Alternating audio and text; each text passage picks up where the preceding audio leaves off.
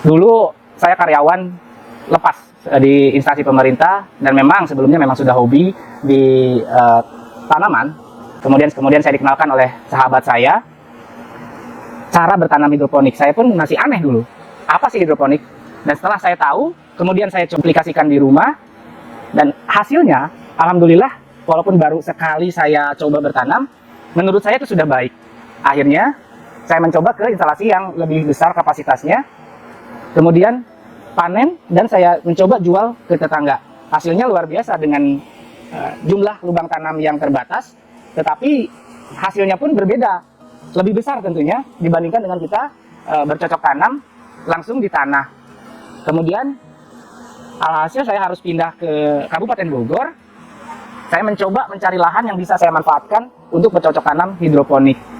Akhirnya ada teman yang menawarkan saya untuk mengelola kebun hidroponik yang sekarang ini kita jalani, kita laksanakanlah semua kegiatan bercocok tanam. Alhamdulillah ini sudah berjalan di bulan ke-8.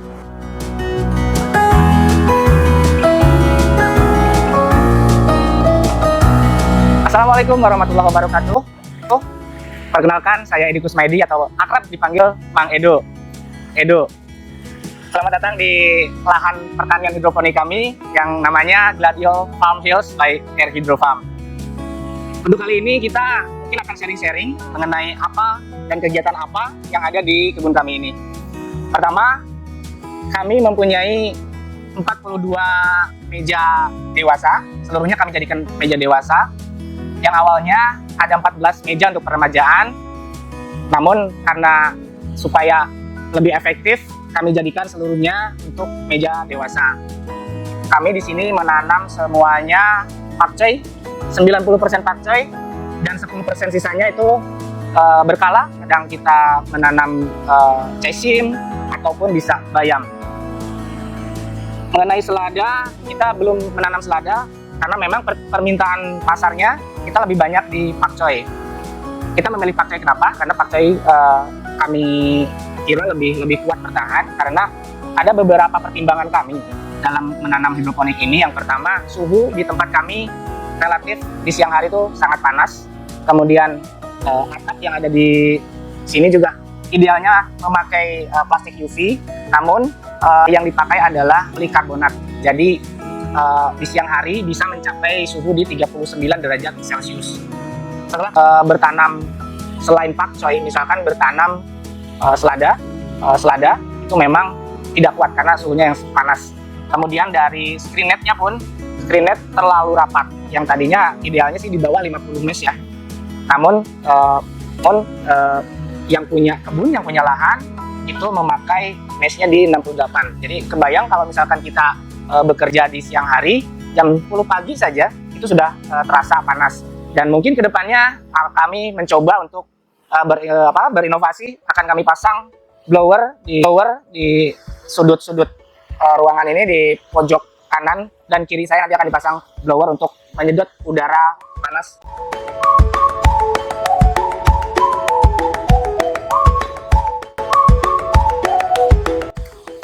Kita mempunyai instalasi atau modul di 42 meja.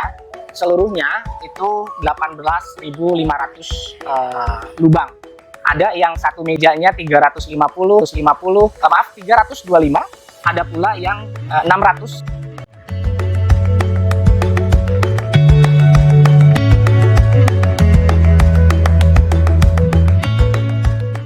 Pakcoy pun di kami ada dua yang kami tanam itu. Pertama pakcoy hijau, pakcoy daun hijau, dan ada pun yang umum disebutnya pakcoy batang putih. Itu kata orang-orang pakcoy batang putih, namun memang kami sering menyebutnya sawi batang putih saja. Nah, inilah yang kita kenal pakcoy. Ini pakcoy hijau. Ini baru berusia 15 hari. Berbeda dengan pakcoy batang putih, itu dia pakcoynya batangnya itu putih. Kalau ini kan batangnya hijau seperti biasa, seperti pakcoy yang kita kenal. Kita lihat nanti ini. Nah, inilah pakcoy batang putih. Ini memang sedikit berbeda dengan pakcoy hijau. dia terlihat lebih tinggi. Karena apa? Karena pada waktu menyemai kemarin itu sinar mataharinya kurang. Jadi sinar matahari sangat berpengaruh. Sayangnya pada saat menyemai kemarin 2 hari berturut-turut itu mendung terus, jadinya berpengaruh ke pertumbuhan batang si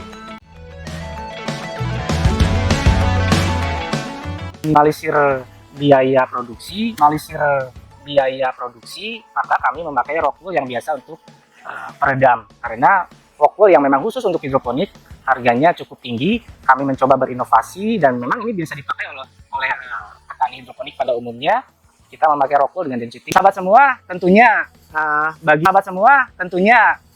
bagi yang sudah terbiasa dengan bercocok tanam, sudah mengetahui tahapan-tahapannya mulai dari semai, kemudian kapan kita harus pindah tanam. Tapi ada satu hal yang memang sepertinya perlu saya sampaikan kepada masyarakat umum yang belum pernah mengetahui bagaimana proses hidroponik itu berjalan. Tentunya yang pertama adalah kita menyemai terlebih dahulu dari benih sayur terlebih dahulu. Kita contohkan, ini adalah rock wool namanya. Kita semai benihnya di sini, kita lubangi satu persatu, kemudian kita diamkan di ruangan tertutup. Itu 1 malam saja, besok kita simpan, itu biasanya benihnya sudah pecah. Dan besoknya di pagi hari itu sudah bisa mendapatkan sinar matahari. Bagi sahabat yang baru akan memulai, saya ingatkan jangan pernah takut untuk menjemur benihnya atau semayannya, karena apabila kita terlalu lama di dalam ruangan, itu akan menyebabkan sinar. Ada beberapa tahap dalam hidroponik ini yang biasa kami lakukan. Yang pertama, biasanya itu setelah kita semai semalam, kemudian kita jemur dan kita biarkan itu selama kurang lebih 4-5 hari. Kemudian setelah 5 hari atau 4 hari kita di keranjang semai ini, atau misalkan sudah berdaun 3, daun sejatinya sudah keluar, itu kita pindah. Nah, di meja semai ini kurang lebih bisa menghabiskan waktu 5-6 hari di meja semai. Setelah 5 hari di meja semai, itu kita pindahkan langsung ke meja untuk dewasa. Dan di meja dewasa tentunya bisa menghabiskan waktu di 20-25 hari, tergantung permintaan pasar, beratnya ingin berapa. Tapi memang kami biasa berat rata-rata yang siap panen adalah di 80 gram per pohon, bisa di 75 atau di 80 gram per pohon. Jadi dalam 1 kilo kita panen itu biasanya terdiri dari 16-17. Dalam bercocok tanam hidroponik tentunya berbeda dengan sistem konvensional. Apabila sistem konvensional kita menggunakan betul-betul di tanah. Nah, sistem hidroponik ini menggunakan air yang sudah dicampurkan dengan nutrisi. Membutuhkan 1 buah tandon besar, kemudian yang nantinya didorong oleh pompa. Pompa ini bisa pompa celup ataupun pompa untuk yang khusus untuk di luar ruangan. Ada 2 memang, ada pompa celup dan pompa di luar. Kemudian dari tandon ini ditarik atau didorong oleh pompa menuju ke masing-masing instalasi dewasa. Itu terus akan berputar dan dikembalikan kembali ke tandon.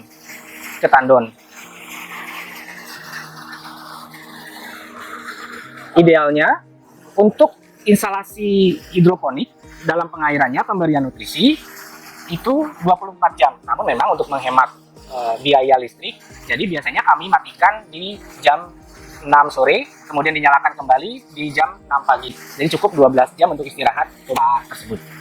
Nah, kemudian bagaimana kami mensiasati supaya air ini tidak habis. Nah, setiap hari pasti kalau di 500 liter. Jadi setiap hari kami menambahkan nutrisi, karena kami memakai pompa celup, jangan sampai pompa celup itu tidak tergenang air. Karena sempat kami mengalami saat air tidak menggenang ke pompa, akhirnya pompanya terbakar dan itu akan menambah beban operasional di dalam kebun.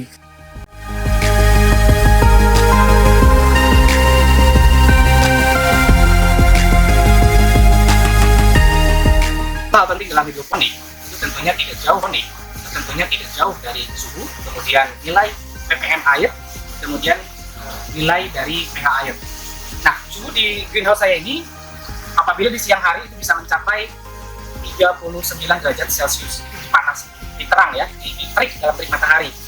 ini saja sekarang sudah beranjak sore, suhunya di 33. Dan tentunya juga dipengaruhi oleh kelembaban. Kelembaban untuk idealnya si tanaman bisa maksimal tumbuh itu 50 sampai 55% untuk kelembabannya. Sedangkan untuk suhu ideal itu lebih bagus di bawah 30. Kemudian untuk pH air yang ideal untuk tanaman hidroponik di 5,5 sampai 6,5. Kemudian untuk air bakunya sendiri itu menjadi perhatian yang paling bawah 50 ppm. Nah, ini 50 ppm. Nah, ini satu kendala di greenhouse saya, di usaha saya ini. ppm air baku di saya itu 250 sampai 350 ppm. Kemudian pH-nya itu pH bisa mencapai 8,5 sampai 9. Juga sangat panas sekali, makanya itu adalah sebuah tantangan. Kami berupaya sebaik mungkin, semaksimal mungkin untuk membuat usaha kami ini bisa terus berkelanjutan tanpa banyak halangan.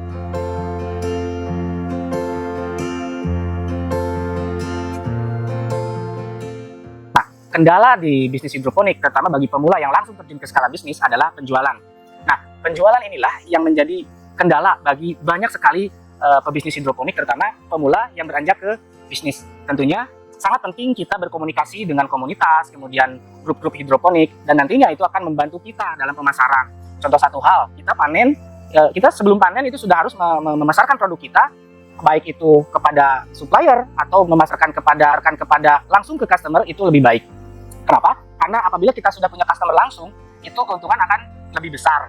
Nah, inilah menjadi satu catatan apabila sahabat ingin memulai bisnis hidroponik. Apabila memang sudah bagus, kemudian aplikasinya sudah sesuai SOP yang diterapkan, apabila lemah di bidang pemasarannya, itu saya kira sangat akan mengecewakan bagi pebisnis di hidroponik itu sendiri. Ada baiknya sebelum kita lakukan bisnis, terutama di hidroponik, baca dulu pasarnya, kemudian bergabung dengan komunitas-komunitas hidroponik, kemudian menghitung lagi dengan seksama keuntungannya berapa, modalnya berapa, itu dihitung lagi. Apabila memang kita pikirkan, ternyata tidak masuk, ya sudah, mending jangan berhidroponik. Saya sarankan jangan berhidroponik. Tapi saya sarankan kalau misalkan mau jangan pernah menyerah hanya dalam 1 atau 2 bulan atau 5 bulan.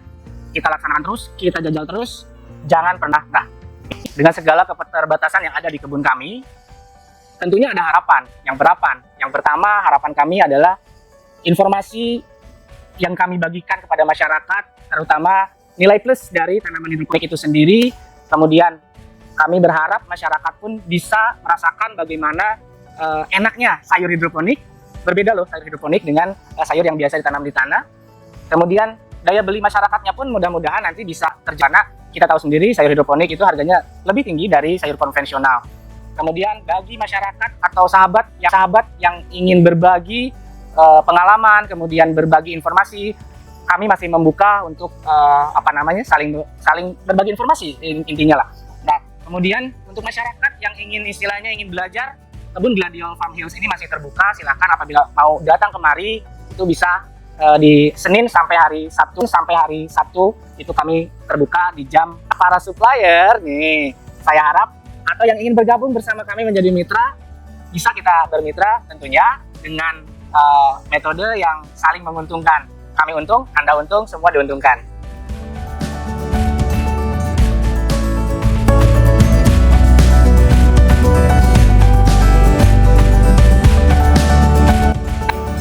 Rekan Tani, itu yang bisa saya sampaikan, mudah-mudahan bisa bermanfaat.